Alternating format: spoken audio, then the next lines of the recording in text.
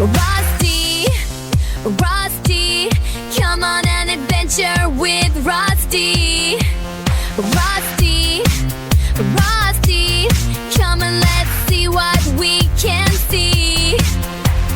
Maybe we can ride a bike, maybe we can take a hike. There is nothing we can do. Rusty!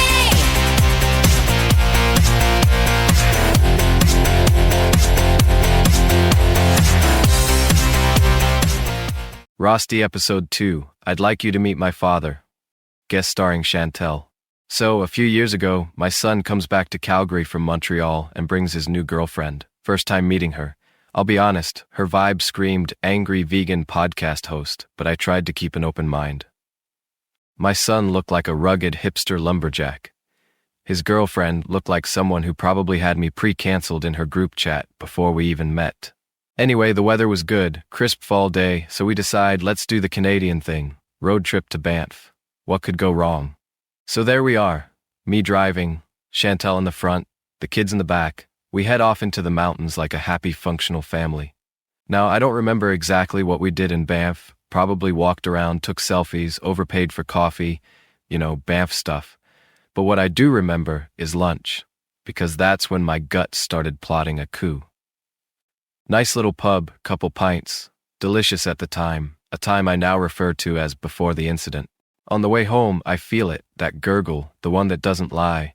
I say to Chantel, maybe we should stop somewhere. Chantel, casually sipping coffee, says, don't be dramatic, we're almost home. Spoiler alert, we were not. 15 minutes from home and I'm fighting for my life. It wasn't just a need to shit, it was a situation. I start begging for toilet paper like I'm negotiating a hostage release. Finally, I see it, a small bush near a farmhouse. I veer off the road, throw the car in park, maybe, and sprint. I hear screaming behind me, but I don't even care. I've never had a clearer mission in my life. As I sprinted toward the bushes, I felt something leave my body with each stride. I thought, too late, but nope, there was more. I dropped my pants, bent over, and launched what can only be described as a pressurized sewer cannon. It did not stop for a while. When it's over, I look down. My pants are done. My pride is dead. I glance back at the car. They looked like they just witnessed a war crime. There was no way I could get back in the car like this. I panicked. What the actual fuck was I supposed to do? I yelled, Chantel! No answer. Again louder, Chantel! Finally, my son called back, she wants to know what you want. What? I shouted, what the fuck do you think I want? I need to talk to her. Are these people for real?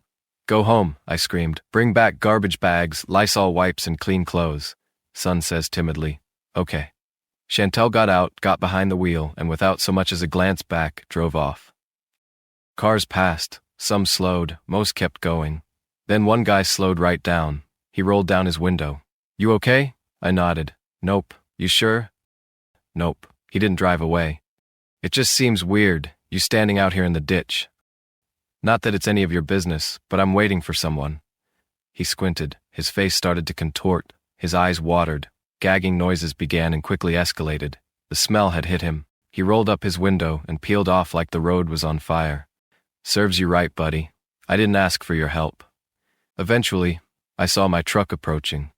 Chantel rolled down the window with a fake sympathy smile and said, I got the stuff. I climbed out of the ditch, grabbed the bag, and opened both the front and rear passenger doors to form a makeshift privacy stall.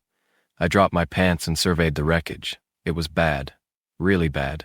As I tried to clean myself with the wipes, Chantel sat in the driver's seat gagging. The cleanup took time. A lot of Lysol wipes, still not enough. I tossed the soiled clothes and wipes into a garbage bag, wrapped a towel around my waist, and got into the truck. We drove home in silence, except for Chantel dry heaving beside me.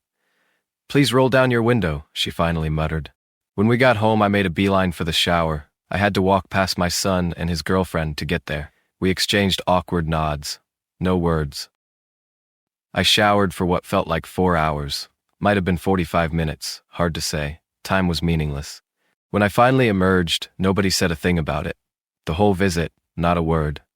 But years later, it became a family legend, retold often, usually after a few beers. Sometimes when we drive past that spot, I laugh. Chantel gags, balance restored.